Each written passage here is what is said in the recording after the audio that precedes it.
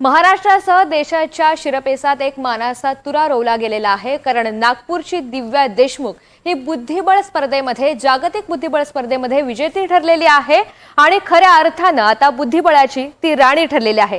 तिच्या संदर्भातला हा स्पेशल रिपोर्ट आपण पाहूयात। महाराष्ट्राची लेक ठरली बुद्धिबळाची राणी।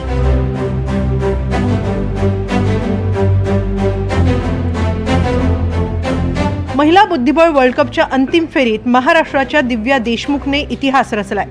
अनुभवी कोनेरू हम्पीचा पराभव करत दिव्या देशमुख महिला बुद्धिबळ वर्ल्ड कपची विजेती ठरली आहे। जॉर्जियाच्या बटुमीत महिला बुद्धिबळ वर्ल्ड कपची स्पर्धा पार पडली। यात विजयी होणारी ती पहिलीच भारतीय महिला आहे। कोनेरू हम्पी म्हणजे अनुभव आणि संयमी खेळी, तर दिव्या देशमुख म्हणजे आक्रमकता आणि ऊर्जेचा सुंदर मेळ। अंतिम फेरीचे पहिले 2 सामने आणि टाय ब्रेकरचा पहिला सामना हे तिन्ही सामने अनिर्णित राहिले।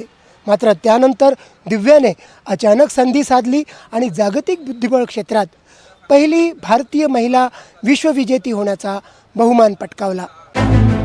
आजच्या सामन्यात रॅपिड राऊंडमध्ये जागतिक क्रमवारीत 18व्या स्थानी असलेल्या नागपूरच्या दिव्या देशमुखनं पहिल्या गेममध्ये पांढऱ्या सोंगट्यांसह सुरुवात केली।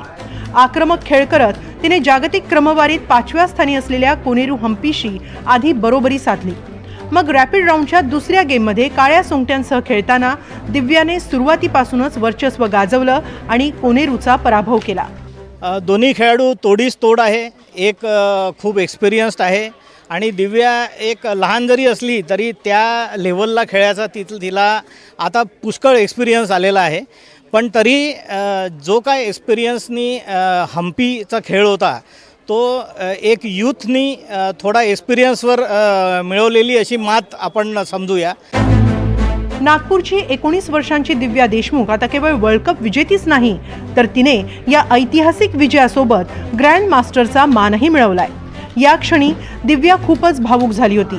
तिच्यासाठी आयुष्यातील हा अविस्मरणीय क्षण ठरला आणि यावेळी नागपुरात दिव्याच्या कुटुंबाचाही आनंद गगनात मावेनासा झाला। खुश है कि दिव्या ने हमारा पूरे परिवार का, नागपुर का, पूरे भारत का नाम रोशन किया है और इतने सालों के बाद इंडिया को ये वर्ल्ड चैम्पियन की ट्रॉफी मिली है।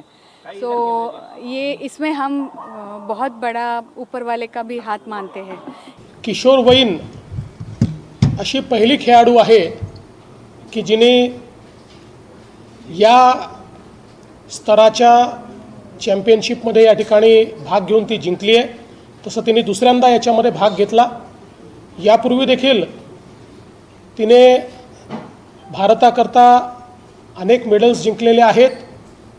वेगवेगळ्या स्पर्धांमध्ये अतिशय उत्तम अशा प्रकारची कामगिरी ही तिने केलेली आहे। महिला वर्ल्ड कप 2025 जिंकणाऱ्या दिव्या देशमुखला विजेतेपदाबरोबरच सुमारे 42 लाख रुपयांचं बक्षीस मिळालंय। उपविजेती कोनेरू हम्पी हिला $35,000 म्हणजे सुमारे 30 लाख रुपयांचं बक्षीस मिळालंय। विशेष म्हणजे दिव्या आधीच कॅन्डिडेट्स टूर्नामेंटसाठी पात्र ठरली आहे, जे बुद्धिबळ विश्व विजेतेपदाच्या वाटचालीतलं एक महत्त्वाचं पाऊल आहे। Bureau report, NDTV Marathi.